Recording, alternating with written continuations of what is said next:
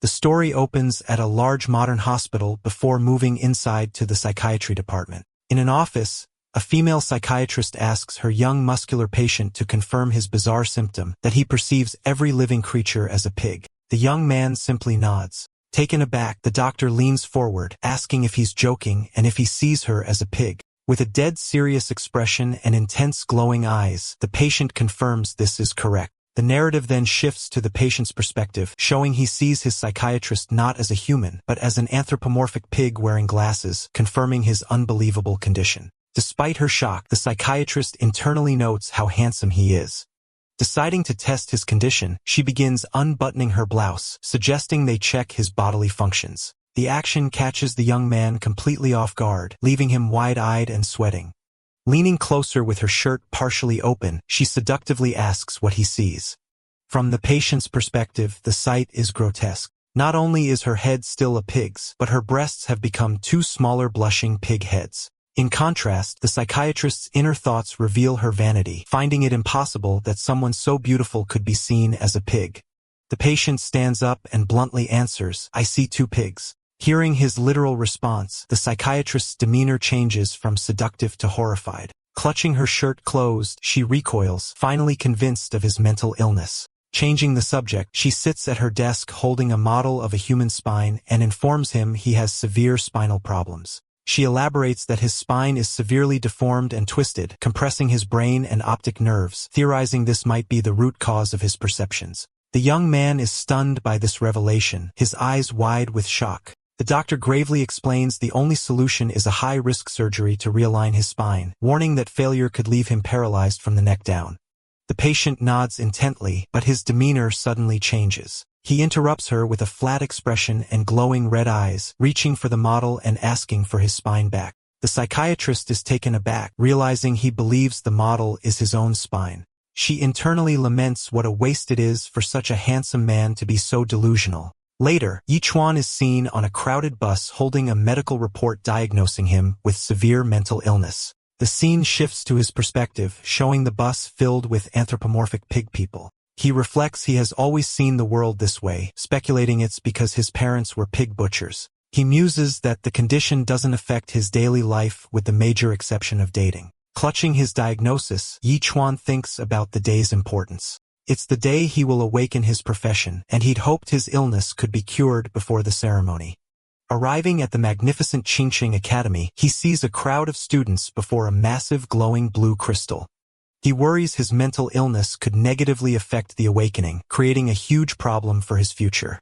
A female voice calls out, and a young woman with long light blue hair approaches, relieved to see him. She chides him for being late and playfully threatens to beat him up, clenching her fist. From Yichuan's perspective, this cute girl is just another pig person. This one with blue-hued features shaking its fists menacingly. Oblivious, the girl gets comically angry, shaking him and demanding to know if he heard her. Their interaction is noticed by a passing student who calls the girl Su Lingxian and teases her for being lovey-dovey with Yichuan. A companion adds that they are childhood sweethearts who will probably marry soon.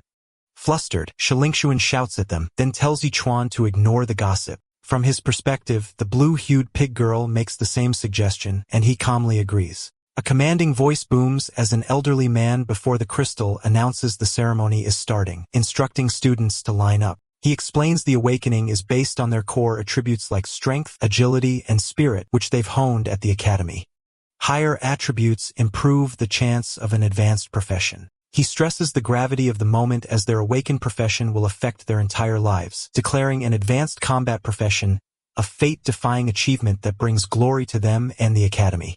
The elder instructs the first student to place their hand on the platform. One by one, students step forward. A muscular boy awakens an intermediate metal worker and looks disappointed. Another awakens an advanced healer, while a third awakens a junior engineer and collapses in despair. The next student, a muscular young man with reddish-orange hair, approaches the crystal. The moment his hand makes contact, it erupts in brilliant golden light, revealing his result.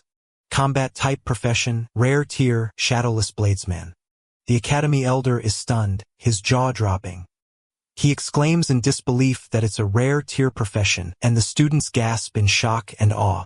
The elder, revealed to be the principal, beams with delight and asks for the student's name. The young man proudly introduces himself as Lu Jinglong. Overjoyed, the principal praises him and offers to personally visit his home to discuss his future path. Lu Jinglong thanks the principal, then turns to the crowd, waving smugly as his peers cheer for Bro Long. The principal calls the next name Yechuan. From the crowd, Shulingshuan shouts encouragement. The principal observes Yechuan with interest, knowing that while the boy is strange, his stats are insanely high. He reflects that Yechuan's combined attribute total is 10, over 3 times the average. Hoping for a miracle, he watches Yechuan place his hands on the platform. Instantly, the crystal explodes with a cataclysmic surge of lightning, far more powerful than before, its force buffeting the principal and sending the crowd reeling. The principal stares, aghast at the power, wondering if the blinding energy is golden light, a sign of an awakening beyond rare tear. As Yechuan stares at the raw power he's unleashed, the principal's eyes widen. Divine tear, he yells, confirming the legendary highest possible tear. The energy coalesces, and glowing words announce the baffling result. Life-type profession, divine pig butcher. The principal is left speechless and horrified, unable to comprehend how a divine tier awakening resulted in a simple pig butcher. The student's shock turns to mockery. The crowd erupts in laughter, questioning if the crystal malfunctioned and debating whether a divine tier awakening makes Yechuan incredibly lucky or unlucky. The principal seethes with rage and disappointment, feeling heaven is playing a cruel joke on him. After years as principal, he finally saw a legendary divine tier awakening, only for it to be the most useless profession, a pig butcher. He laments that a divine blacksmith or healer would have been something to boast about for years. Overcome with frustration, he thinks the higher his hopes were, the bigger the disappointment. Turning to the isolated Yechuan, the principal is at a loss for words, managing only a deep, frustrated sigh as the boy walks away. As he walks, Yechuan notices something unexpected, a holographic blue screen that only he can see. It's a system interface displaying his complete status, including his new profession, talents, and skills.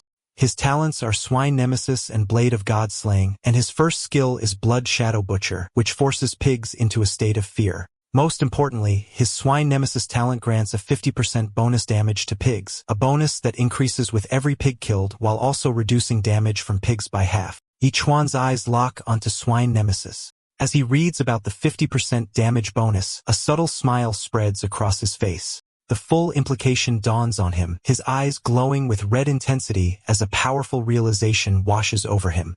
He thinks that maybe being a lunatic isn't so bad. The final scene shows his perspective again. The entire academy, from the dejected principal to the jeering students, is a massive crowd of pigs. He concludes with the triumphant thought that his new powers are perfect because in his eyes, the entire world is full of pigs. As Yechuan walks away from the awakening crystal, still shocking the principal, his classmates start to make fun of him. Lu Jinglong and his friend laugh at him openly. The friend mockingly says he expected a real dragon, not a pig butcher, and then praises Lu Jinglong as the only real dragon at the academy. Lu Jinglong smugly agrees. In the middle of the mocking, Shu Lingxian walks over to support Yechuan. She gently pats his head and tells him it's okay. She tries to find a bright side, pointing out that as a divine-level pig butcher, he is following in his father's footsteps.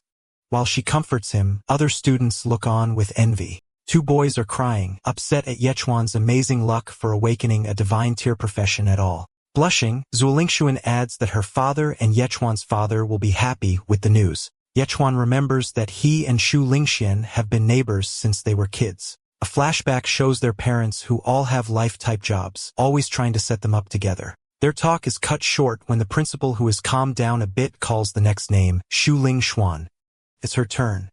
Looking nervous and excited, she turns to Yechuan and wonders if she will get her mother's tailoring profession or her father's winemaking one. Then she sincerely promises him that no matter what she awakens, she will always stay with him. Yechuan is left speechless by her promise. Taking a deep breath, Shu Lingxian nervously walks to the awakening crystal and places her hand on it. The moment she touches it, a huge pillar of bright, icy blue light shoots into the sky, much more powerful than any of the awakenings before it. Shu Lingxian is stunned, her eyes wide with shock at the power. The principal is even more amazed than before, his face showing total disbelief. He yells out that it is a legendary profession, a level even higher than Lu Jinglong's rare one. As the light swirls, the crystal shows her destiny. Combat type profession, legendary tier, snow soul sword immortal. The principal can't believe it. He is amazed she awakened a legendary combat profession, especially since both her parents have simple life-type jobs. He decides her awakening must be the result of a very rare mutation. When the blue aura of her new power fades, Xu Lingxian stands confidently. Her whole attitude changed. The principal, seeing her now as the academy's top student, approaches her with great respect. He promises that Qingqing Academy will give her its full support for whatever she needs. With a graceful smile, she thanks him and walks off the platform, now a very powerful and important figure. The crowd notices the huge difference between their awakenings. Two female students gossip, one wondering if Su Lingxian, now a legendary fighter, will still follow the pig butcher Yi Quan around. Her friend says no, stating that Su Lingxian is improving while Yi Quan is not, and that the loser should be smart enough to leave her alone. As Su Lingxian approaches him, Yechuan offers a simple congratulations. However, her attitude has completely changed. She calls his name in a cold, serious voice. With her arms crossed, she says there may have been some misunderstandings between them, but she wants to clear things up. She then coldly tells him that they are no longer from the same world. Yechuan is clearly stunned by what she said. Meanwhile, Lu Jinglong and his friend watch from the side, smiling and enjoying the public rejection. To everyone's surprise, however, Yechuan's shock quickly turns into cheerful agreement. Thinking he is just putting on a brave face, Xu Lingxian continues in a pitying tone. She tells him she knows this must be hard, and he doesn't have to pretend he is fine. She coldly says that as just a pig butcher, he will never do anything important. At this, Yi Quan's face hardens as he tells her not to blame him for his reaction. The scene shifts to his view where the now proud-looking pig-faced girl says that if he agrees, they should not bother each other in the future. While Xu Lingshuan stands there confused by his reaction, Yechuan has a small relieved smile. His inner thoughts show he is happy to finally get rid of the pig head. He then turns to leave, casually telling her he will be going, which leaves her completely shocked. Seeing Su Lingshuan's confused state, Lu Jinglong walks up to her with a smug smile. He offers to teach Yichuan a lesson to help him face reality.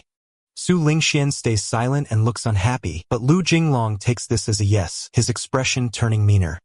Without waiting for an answer, he yells at the departing Yichuan, calling him a pig butcher and telling him to come over. Yichuan keeps walking, ignoring him completely, which surprises Lu Jinglong. Angry at being ignored, Lu Jinglong rushes forward, grabs Yichuan's arm, and angrily asks if he is deaf. Yichuan finally stops and turns, his eye glowing with a dangerous red light. He calmly asks what Lu Jinglong wants. Suddenly, a dark and scary aura bursts from Yichuan, covering him in shadow and making Lu Jinglong freeze. Overwhelmed by the intense pressure, Lu Jinglong cries out and stumbles backward in fear.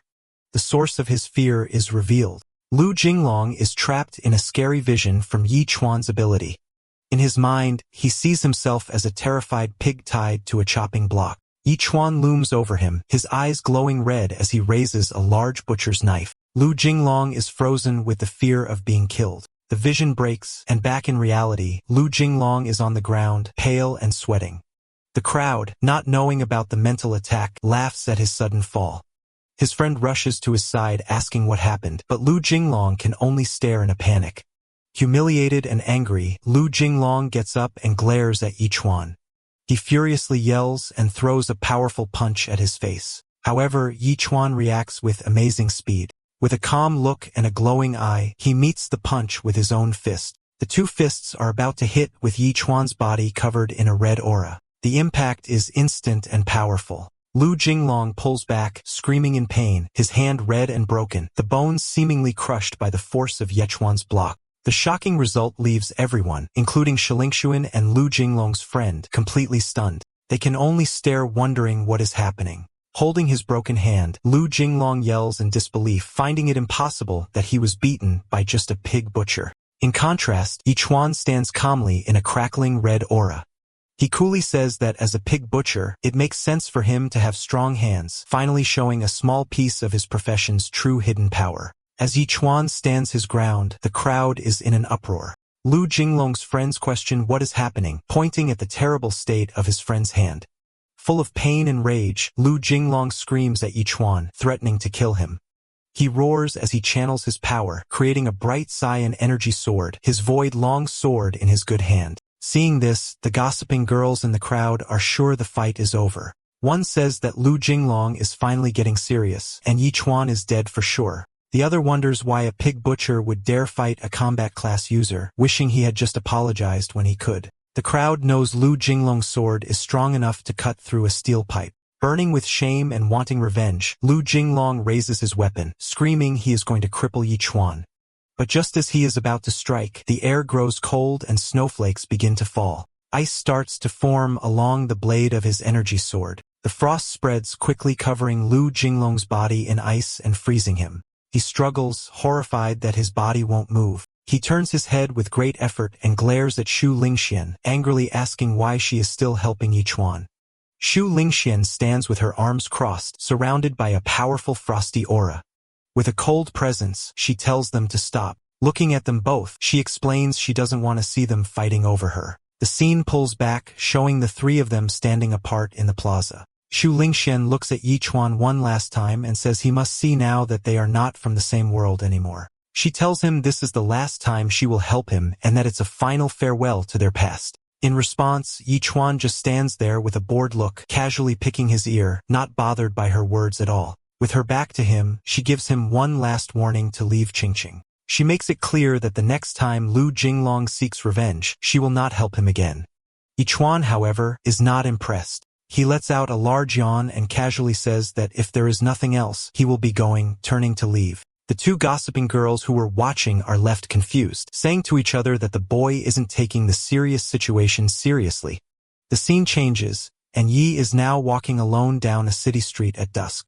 His walk is interrupted by a woman with a large, mean-looking dog. The dog barks aggressively, blocking his path. Yi Chuan's eye flashes with a faint red glow as he notices them.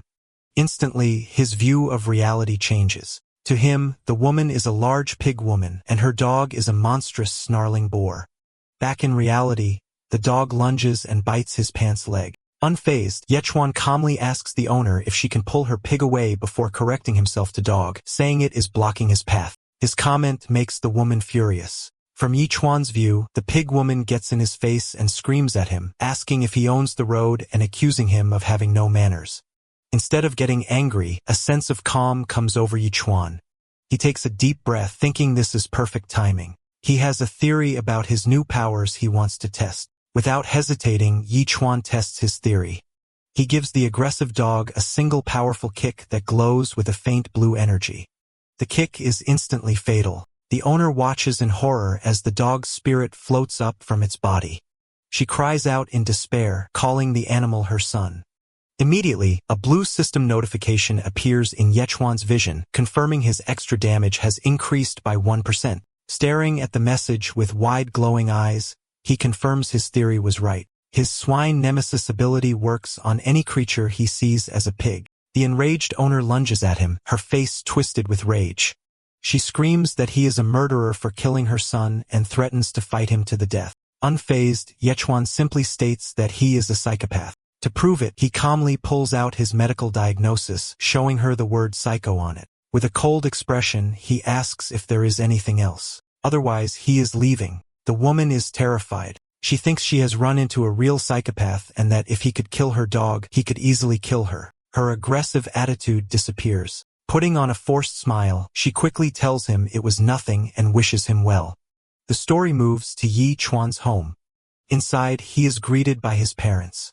His muscular father, Yi Qiyuan, laughingly asks if he really became a pig butcher, while his mother smiles gently. Yi Chuan confirms it. His father is overjoyed, pulling him into a proud hug. He calls him a stinky kid and says he's happy Yi Chuan is taking after him, believing it's great to be honest pig butchers. He feels this life is better than fighting and killing and tells Yi Chuan he will take him to the slaughterhouse the next day. Later that night, Yi Chuan is sleeping peacefully in his bed, wearing a pig-themed onesie. While the family sleeps, a mysterious figure in shadows with one glowing blue eye appears outside the home. The figure appears at his parents' bedroom window. The shadowy figure, whose face is wrapped in bandages, expresses disbelief that the son of Ghostcry is a simple pig butcher. He then asks Yi Chuan's father if the boy is really his son. In the darkness, Yaki Yuan's eye snaps open. He is awake and looks much tougher than before. He warns the figure not to disturb their family again, threatening to be less polite next time. The shadowy figure advises him not to be angry. It seems to have confirmed what it came for, stating that since the son is just a pig butcher, the organization will not trouble them anymore. With that, the mysterious figure vanishes into the darkness. The next day, Yi Qiwan takes his son to the family slaughterhouse. The large facility is lined with pig carcasses on hooks. Wearing a black apron, Yi Qiwan follows his father with a serious look. Yi Quan tells him that a good pig butcher needs a good knife. He leads Yi Quan to a special case holding 3 large cleavers and encourages his son to pick one.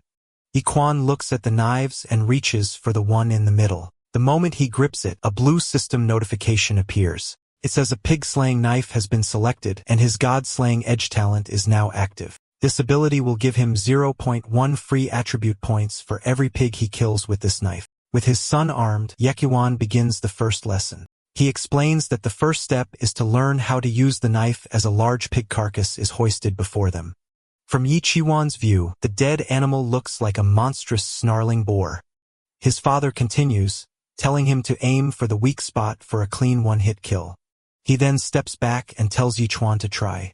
Following his father's instruction, Yi Chuan swings his new cleaver. The blade glows with red energy as it cleanly slices through the pig carcass, decapitating the monster in his vision in a single move. A system notification appears confirming the kill of one chilled normal pig. It tells him his level, bonus damage, and free attribute points have all increased. His father, Yi Qi Yuan, praises him, but notes the strike wasn't precise enough, advising him to aim for the next carotid artery to be more efficient. Yi Quan simply nods.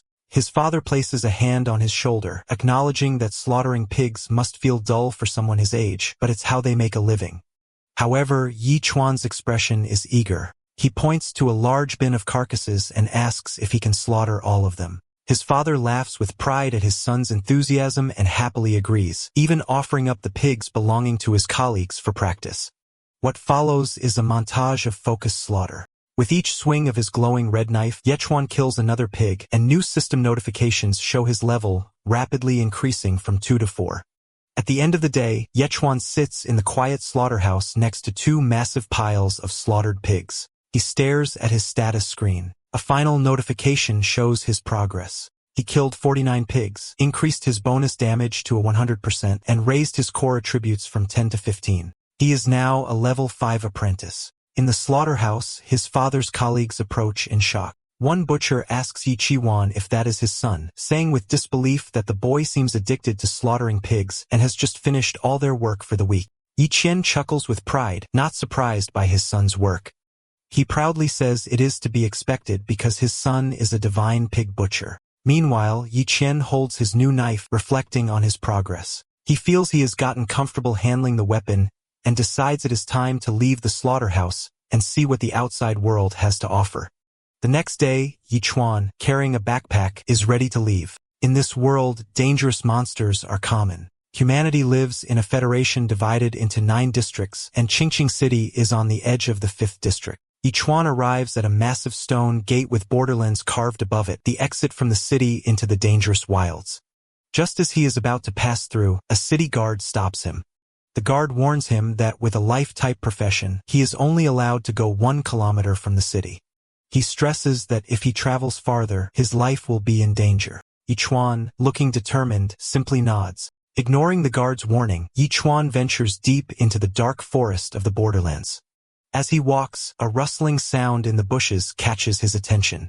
Suddenly, a small green creature with a wicked grin leaps from the shadows with a small dagger, letting out a shrill battle cry as it lunges at him. Yechuan calmly identifies the monster as a goblin. Seeing an opportunity, Yi Quan's eyes glow red. He decides to test his blood shadow butcher skill. A system notification confirms the skill is active. The effect is instant. The goblin's aggressive look turns to pure terror and is paralyzed by a sudden killing aura. With the goblin frozen, Yi Quan easily dodges and in one swift motion swings his knife and slices the creature down. Another system notification appears. It confirms the kill of 1 chilled goblin pig, and just like with the other pigs, his level and bonus damage have increased. He realizes that the stronger the pig he kills, the greater the benefit. He stands in the dark forest examining his status screen when he notices something. All around him in the woods, dozens of pairs of glowing green eyes have appeared. He recalls a warning from a former teacher. If you see one goblin, it means a whole group has already marked you.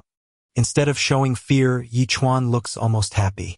With his knife ready, he remarks that it looks like he is about to level up again and eagerly challenges the goblin pigs to attack. With battle cries, the goblins swarm him from all sides. What follows is not a struggle, but a display of masterful butchery. Yichuan moves like a whirlwind, his knife glowing as he effortlessly cuts down goblin after goblin. Soon, only one goblin is left, trembling in terror as Yichuan's cleaver hangs over its head. With his eyes glowing red, Yichuan looks down at the terrified creature with a dark smile. The last goblin turns to run, but it is too late. Having killed the entire group, Yichuan follows their trail and soon arrives at the entrance to a large dark cavern.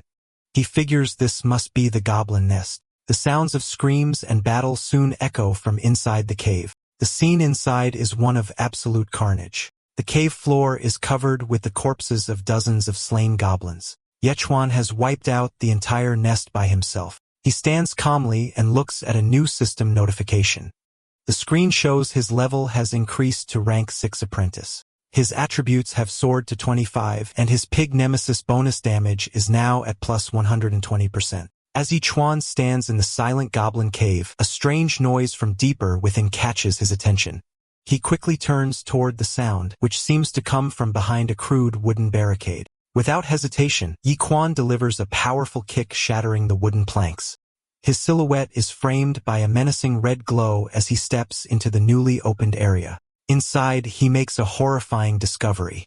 A young woman with short blonde hair is tied up with red ropes. She has a gag in her mouth and is terrified. Surrounding her are 2 small baby-like goblins crying for milk. The captive woman's eyes are filled with tears as she looks at her potential rescuer.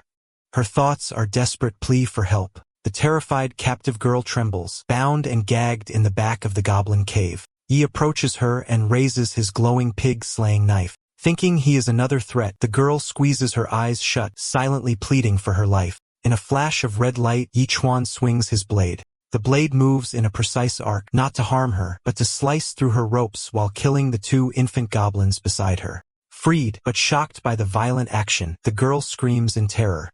Yichuan crouches down and calmly tells her to stop shouting, informing her that all the goblins are now dead. The girl's terrified gaze shifts to the side, where she sees the slain baby goblins, and finally understands he was saving her. Overcome with relief, she throws her arms around an uncomfortable-looking Yichuan. She thanks him again and again for saving her, explaining she was about to be violated by the goblins. Flustered by the hug, Yichuan awkwardly says that he did not come here to save her. Pulling back, the girl looks at the cavern filled with the bodies of the slain goblins. She asks if he was the one who killed all of them. Amazed by his power, she asks if he has a combat-type profession. Ignoring her questions, Yichuan simply turns and begins to walk out of the cave. She calls after him asking for his name. Without looking back, he gives a simple reply, Yichuan. After freeing the captive, Yichuan points her in the direction of the city. He then turns and walks back into the dark woods to continue on his own path. However, he soon realizes he is not alone. He stops and turns to find the rescued girl timidly following him from behind a tree. Yichuan suddenly appears right in front of her, startling her badly. He aggressively questions her, demanding to know why she is following him and accusing her of being a goblin spy. The girl, terrified by his sudden appearance and his knife, quickly denies it, explaining she is just too scared to go back to the city by herself. Seeing her fear, Yichuan calms down and asks for her name and what she was doing in the borderlands. The girl introduces herself as Xia Nannan. She explains that her mother's birthday is in a few days, and she had come to the forest hoping to find a rare blood moon flower as a gift, but was captured by goblins. She then proposes a deal. If he helps her find the blood moon flower, she will help him find the best weaponsmith in Xinqing to forge a new knife for him. Yichuan is not impressed by her offer. He dismisses her, asking if she knows how much it costs to hire the city's best weaponsmith. He bluntly tells her to go back and stop following him, threatening to chop her if she doesn't. Xiananan is left fuming at his cold rejection. She thinks about how she is a great beauty and can't understand why he is so cold to her, wondering if something is wrong with him. Refusing to give up, Xiananan plays her final card. She runs to catch up with Yiquan, demanding to know if he knows who she is and proudly announcing that her father's name is Xia Beihai. The name makes Yiquan stop. He recognizes it instantly. The Xia family is one of the 4 great noble families of Qingqing, and its head Xia Beihai is a powerful 9th rank master. A devious smile spreads across Yiquan's face. He thinks that, with her father's money, getting 10 top-tier butcher knives would be no problem at all. To prove her identity, Xianan proudly shows him a small, fancy jade amulet. She explains it is a protective amulet from her father. She claims that because of it, even a powerful expert could not harm her, but the goblins were too smart and captured her without setting it off. She says they couldn't get near her to harm her, which is why they just locked her up. Yiquan leans in to look at the amulet, confirming it is a genuine product of the powerful Xia family. Now convinced, Yiquan's attitude changes. He tells her he believes her and agrees to the deal. He will help her find the blood moon flower, and she will help him get a top-tier knife forged. Overjoyed, Xianan eagerly shakes his hand, exclaiming that they have a deal. She then pulls out a folded map. Unfolding it, she points to a location marked with a red X, explaining that it marks the location of the blood moon flower. However, she warns him that there is always a guardian, a dangerous blood moon great python. They stop to study the map, and Xianan explains the danger. According to a survival guide, the python has strength similar to a 9th rank apprentice. She doubts that she is strong enough to deal with such a creature. Yiquan, however, seems unconcerned. Instead, a wide excited grin spreads across his face as he exclaims that he has never seen a giant python in his life. His strange reaction leaves Xianan confused, and she wonders if he is listening to her. However, she reasons that since he killed a whole goblin tribe by himself, he must have a powerful combat profession. With the plan set, Yiquan cheerfully tells her to get going and puts her in charge of leading the way. Xiananan can only look at him with a confused expression. For some reason, she feels that this strange young man is both reliable and completely unreliable at the same time. As they venture deeper into the wilderness, they move quietly through some tall reeds. Xianan suddenly stops and warns Yiquan to be quiet. She points out a massive creature resting ahead, identifying it as a silver-horned rhinoceros and stressing that they must not provoke it. She explains that once the rhinoceros gets angry, its strength becomes like an 8th rank apprentice, making it a very strong enemy. She advises that they just need to quietly go around it. However, Yiquan has other ideas. To Xianan's alarm, he raises his pig-slaying knife threateningly over her head as she crouches. She nervously asks him what he is doing. With a look of determination, Yiquan declares with strange logic that if the creature eats grass today, it will dare to eat people tomorrow, so it cannot be left alive. Xianan is left completely speechless, unable to understand his weird reasoning. Before she can protest, Yiquan leaps into action. He charges the resting rhinoceros, somersaulting through the air. In a blur, he brings his glowing knife down in a powerful cross-shaped slash, hitting the rhinoceros before it can react. The powerful beast collapses, killed instantly. Blood sprays from the wound on the creature's neck as Xiananan watches, completely stunned. She can only stare in disbelief, her face a mask of shock, as she struggles to process that he killed such a powerful creature in a single easy strike.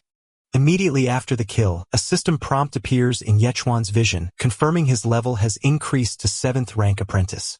His pig clan nemesis bonus damage has now increased to 122%. Looking at his simple cleaver, which now shows where, Yiquan wonders how much longer the blade will hold up against such powerful foes. Still shocked by the display of power, Xiananan grabs onto Yiquan's arm and demands to know what his profession is. He calmly replies that he has a life-type profession, a pig butcher. Xiananan is baffled, exclaiming that it is impossible for a simple life-type profession to kill a silver-horned rhinoceros in one hit. Ignoring her, Yiquan kneels beside the dead beast and carves off its valuable silver horn, commenting that it is good stuff. He offers a simple explanation, suggesting that the rhino was probably just too old, which is why it died so quickly. Though still flustered, Xianan seems to accept his explanation and tells him they are very close to the location of the blood moon flower. The two then continue their journey. The scene shifts to another part of the forest where the principal from Qingcheng Academy is walking with his students, including Su Lingxian, Lu Jinglong, and 2 others. The principal is telling the students that they have all performed well during their field training. He looks at Su Lingxian and a smirking Lu Jinglong, adding that they are the students he thinks most highly of. Suddenly, the principal senses something. He stops abruptly, telling the group there is movement nearby. He shouts into the forest, demanding for whoever is there to come out. As he does, he and his students see the silhouettes of two people, Yichuan and Xianhanan, standing in the woods ahead. Yichuan and Xianhanan step into a clearing, coming face to face with the group from Qingcheng Academy. Yichuan is surprised, wondering why they are here. The reunion is not friendly. Lu Jinglong is the first to react, pointing at Yichuan with a look of glee. He demands to know what he is doing in the borderlands. Yichuan, with a casual expression, scratches his head and replies that he is just passing by. This enrages Lu Jinglong. The heavy-set female student from the academy group sneers, saying she does not believe he is just passing by. She accuses him of being unable to get over Su Lingchuan and claims he must have followed them into the forest. Yiquan's eyes widen slightly, and his gaze falls on Su Lingxian. From his perspective, she is once again a pig-faced girl looking at him with a cold expression. She addresses him by name, her tone sharp, reminding him that she thought she had made herself clear. She repeats that they are from two different worlds now and demands that he stop pestering her. A dark red aura begins to come from Yichuan as he clenches his fist in anger. Seeing this as a chance for revenge, Lu Jinglong's face twists into a crazed grin. He shouts at Yichuan, questioning how he still dares to show his face. He declares that this is great, as he was just worried he would not be able to find him to settle their score. In response, Lu Jinglong unleashes his power. He is surrounded by a purple aura, and in his hand, he now wields a glowing katana-like sword. Lu Jinglong's friend exclaims in awe, noting the sword's impressive shine and guessing it must be a yellow-rank, low-grade spirit weapon. The principal observes with interest, his belief in Lu Jinglong's potential growing. He marvels that in just a few days, Lu Jinglong has already become a 4th-rank apprentice and has gotten such a powerful weapon. He confirms his belief that the boy is a genius, confident that he could fight evenly with a 6th-rank apprentice. Seeing the fight about to start, Su Lingxian steps forward. She reminds Yichuan that she had warned him to leave Qingcheng and says that this time, she will not help him. Standing beside Yichuan, a blushing and concerned Xiannan asks if he has a grudge with these people. Ignoring the threat, Yichuan seems more interested in the weapon. He turns to Xiannan and calmly asks how much a yellow-rank, low-grade spirit weapon is worth. Surprised by his odd question, she stammers that it could probably sell for several 100,000 and then questions if he understands the seriousness of the situation. Meanwhile, Lu Jinglong glares at Yichuan, his mind filled with the memory of his past humiliation. He remembers how Yichuan stole the show at the awakening ceremony and becomes determined to steal the spotlight back. With a furious roar, he leaps into the air, bringing his glowing sword down in a powerful strike aimed at Yichuan. As the blade comes down, Lu Jinglong is sure this attack will show Su Lingxian his true strength. But instead of dodging, Yichuan raises his simple butcher's knife to block. The principal, Su Lingxian, and the other students watch in shock, certain it is a suicidal move. Lu Jinglong puts all his strength behind the blow, but to his surprise, Yichuan's ordinary knife stops the powerful spirit weapon. Sparks fly, but the force is too great for the simple blade, which shatters. Seeing the broken knife, Lu Jinglong assumes he has won and taunts Yichuan, vowing to make it so he can never butcher a pig again. The principal looks on with a dark expression, thinking to himself that an ordinary blade is as fragile as paper in front of a spirit weapon. However, the fight takes an unexpected turn. Yichuan looks at the broken handle in his hand and then casually tosses it aside. He faces the stunned Lu Jinglong and calmly declares that he does not need a knife to deal with him. Seeing Yichuan's confidence, Lu Jinglong's anger boils over. He warns Yichuan not to blame him for being rude, and with a final cry for him to die, brings his powerful spirit weapon down with all his might. However, Yichuan is far from defenseless. His eye flashes with power as he meets the attack, not with a weapon, but with his bare fist. He moves in a blur, sidestepping the blade and landing a single devastating punch to Lu Jinglong's stomach. The force of the blow is incredible, sending Lu Jinglong flying backward as if hit by a cannonball.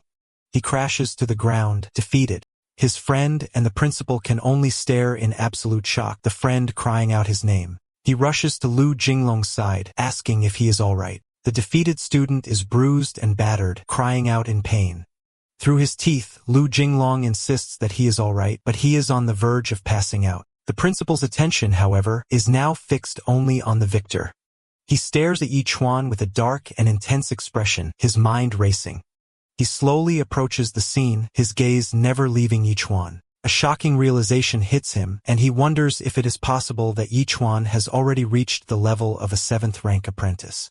With Lu Jinglong defeated, Yi Chuan picks up the spirit weapon his opponent dropped. He inspects the blade thinking that the sword looks quite good. Meanwhile, Lu Jinglong's friend expresses his shock to the principal, questioning if that kid could really have reached the 7th rank, especially when the talented Xu Lingxian is only at the 6th rank.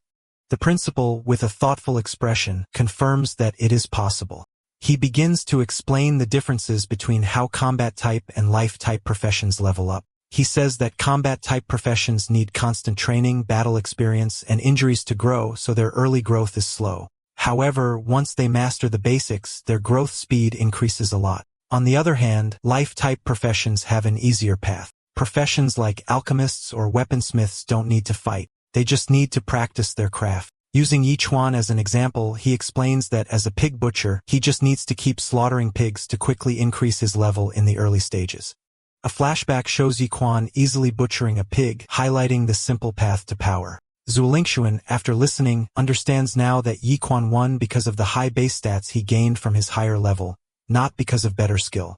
She questions if this way of leveling is unfair to combat-type professions. The principal clarifies that there is a balance. He explains that for Ye Chuan to level up, the number of pigs he needs to kill will double with each rank. By the time he reaches a high level, the number required will be huge. In contrast, combat-type professions who have mastered their skills early will find their growth speeding up, eventually passing the life-type professions. Lu Jinglong's friend asks if this means that while Ye Chuan can beat Lu Jinglong now, in a few years, the combat-type professions will easily overpower him. The principal grunts in agreement, though he looks a bit troubled. Having heard the conversation, Yi Chuan thinks to himself and seems to understand their point. He turns to the principal and says that if there is nothing else, he will be leaving, waving a casual goodbye as he prepares to continue his journey. As Yi Chuan prepares to leave, Xu Ling Quan steps forward and confronts him with a look of pity. She asks him why he is bothering with all of this, questioning if his recent efforts in slaughtering pigs were all just for her. To show off, she then reveals that she has been accepted into the prestigious Tianqiang Academy, cementing the fact that they are now from two different worlds. Yi Chuan can only stare at her with a blank expression.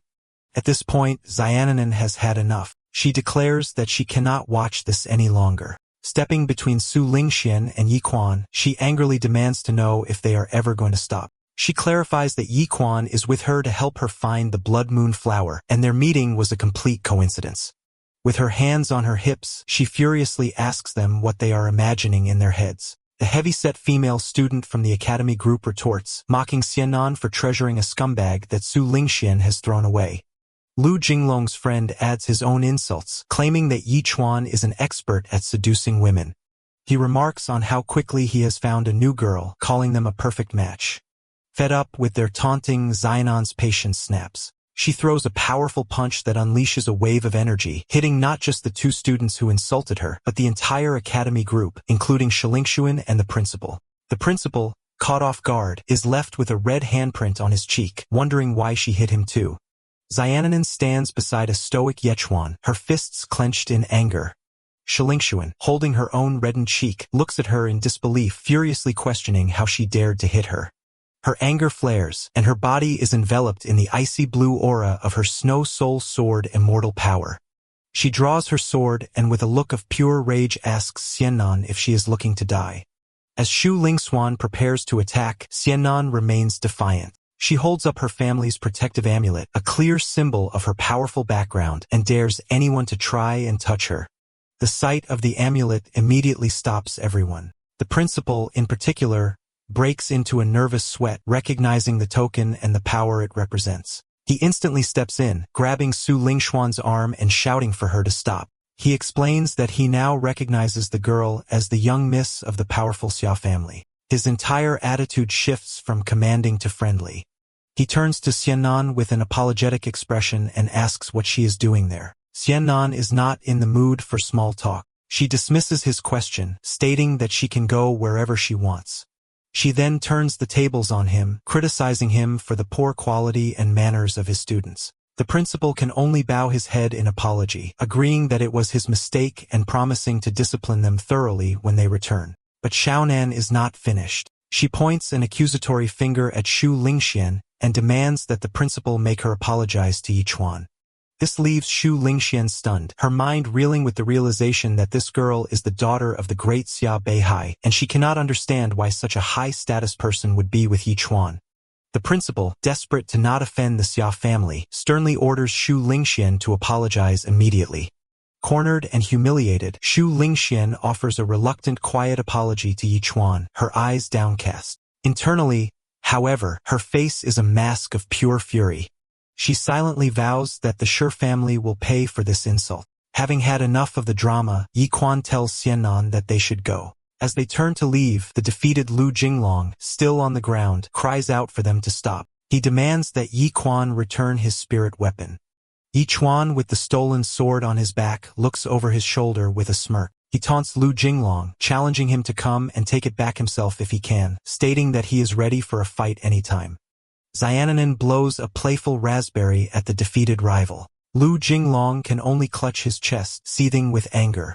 As Yiquan walks away, Lu Jinglong screams a final furious threat, telling him to just wait. Having left the academy group behind, Yiquan and Xiananan continue their quest. They venture through a rocky landscape. Xiananan consults her map again, and looking up at a nearby cliff with a glowing red cave, she confirms that this is the place and advises Yichuan to be careful. As they prepare, Yichuan receives a system notification. It informs him that he has now selected the spirit weapon as his exclusive pig-slaying knife and that its god-slaying edge effect is active. Thanks to the better quality of the new weapon, he will now receive 0.2 free attribute points for every pig killed, double the previous amount. Looking at his new sword, he realizes the importance of choosing a good knife. Suddenly, Xiananan pulls 2 small colored spheres from her cleavage, much to Yichuan's surprise.